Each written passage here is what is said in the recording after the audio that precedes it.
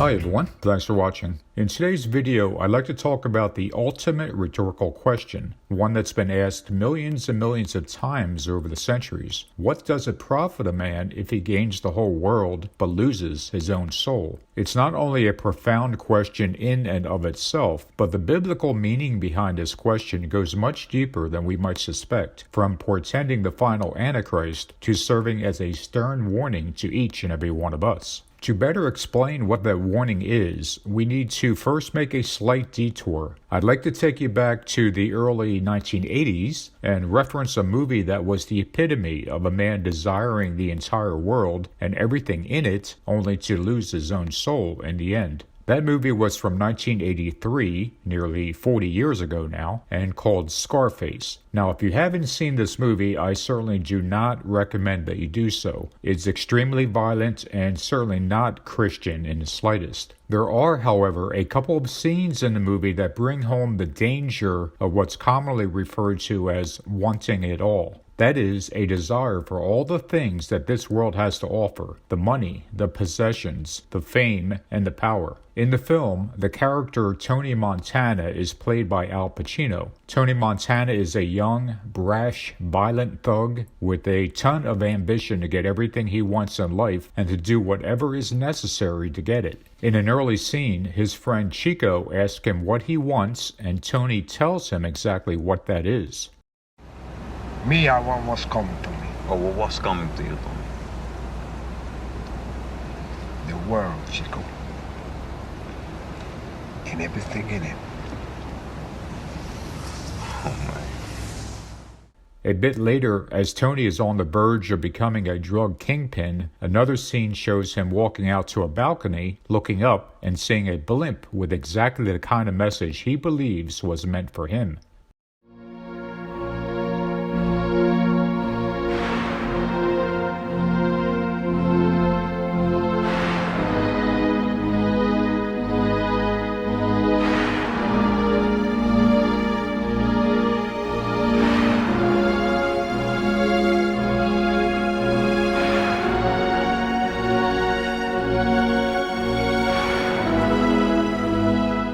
In the movie, Tony Montana did indeed get everything he wanted: the money, the fancy cars, the big house, the jewelry, the woman he desired, and the power and control over other people. In the end, though, he died in a hail of gunfire, a pathetically lost and evil man meeting a fiery end. Had Tony Montana been a real person, he wouldn't have just lost his life. He would have lost his soul as well. And for no other reason than because he so desperately craved the things of this world. Ironically, a few years later, Al Pacino would portray Satan himself in the movie The Devil's Advocate.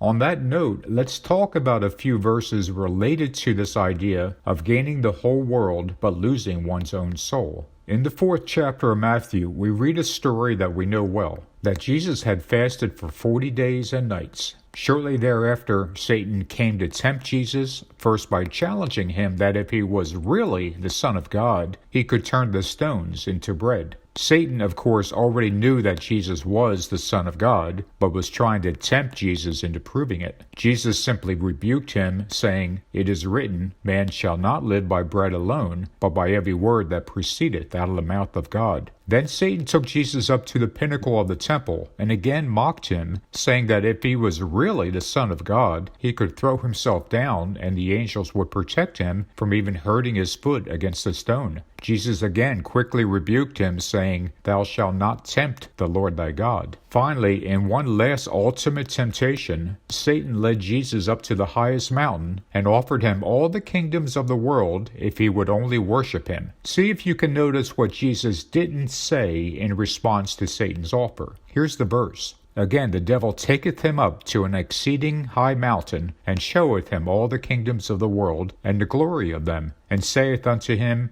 All these things will I give thee, if thou wilt fall down and worship me. Then Jesus said unto him, Get thee hence, Satan, for it is written, Thou shalt worship the Lord thy God, and him only shalt thou serve. Did you notice that Jesus didn't dispute Satan's authority to give the world's kingdoms to him? That is because Satan is the god of this world, and Satan does have dominion over the kingdoms of earth. They are his to give to whomever he pleases, for now. Jesus would allude to his temptation by Satan in another story that we read of in the 8th chapter of Mark. And in this account, Jesus had asked his disciples what was being said about him. And Jesus asked his disciples, saying unto them, Whom do men say that I am? And they answered, John the Baptist, but some say Elias, and others, one of the prophets. And he saith unto them, But whom say ye that I am? And Peter answereth, and said unto him, Thou art the Christ. And he charged them that they should tell no man of him. And he began to teach them that the Son of Man must suffer things, and be rejected of the elders, and of the chief priests and scribes, and be killed, and after 3 days rise again. And he spake that openly, and Peter took him, and began to rebuke him. But when he had turned about and looked on his disciples, he rebuked Peter, saying, Get thee behind me, Satan, for thou savorest not the things that be of God, but the things that be of men. And when he had called the people unto him with his disciples also, he said unto them, Whosoever will come after me, let him deny himself, and take up his cross, and follow me. For whosoever will save his life will lose it, but whosoever shall lose his life for my sake and the gospel's, the same shall save it. For what shall it profit a man if he shall gain the whole world and lose his own soul? Or what shall a man give in exchange for his soul? In the first story, we saw Jesus rebuking Satan when Satan offered him the whole world in exchange for his worship. In this story, we have Jesus rebuking Satan for not valuing the things of God, but instead choosing the things of men. However, Jesus connects these two different stories by asking his disciples, What shall profit a man if he should gain the whole world, but lose his own soul? He is alluding to his own temptation by Satan when he was offered the entire world in exchange for worshiping Satan.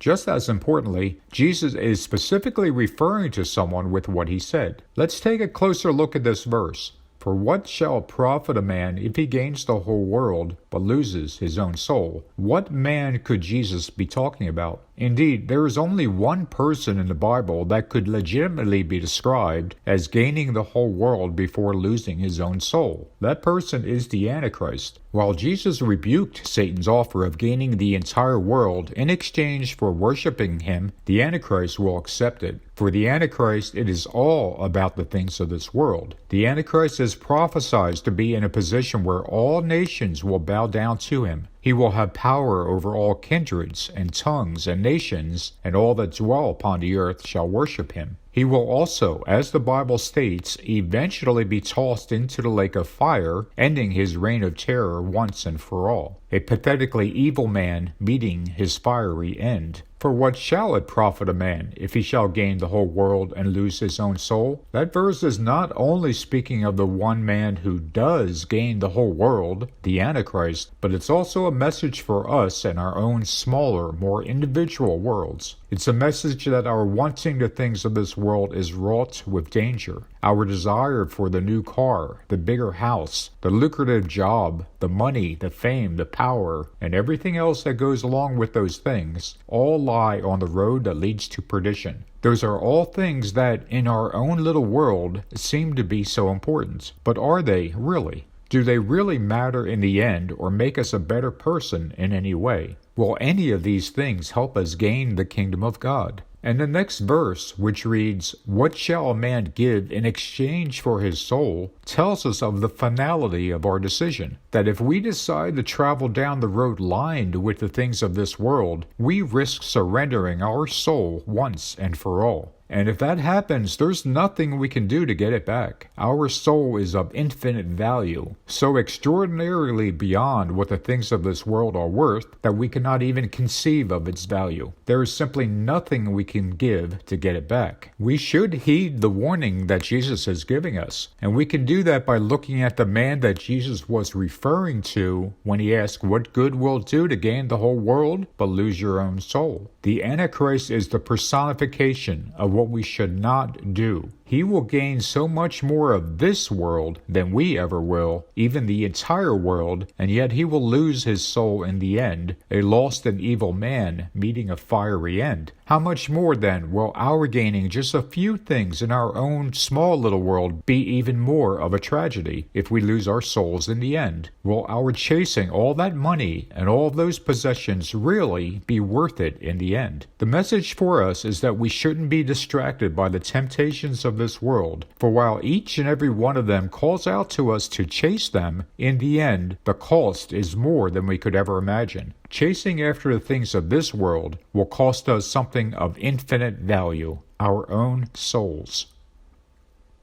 That's all for today. Thank you for watching, and if you care to leave a comment, please do. As always, kindly be respectful in any comment you leave, especially towards those with whom you disagree. I'll talk to you guys soon.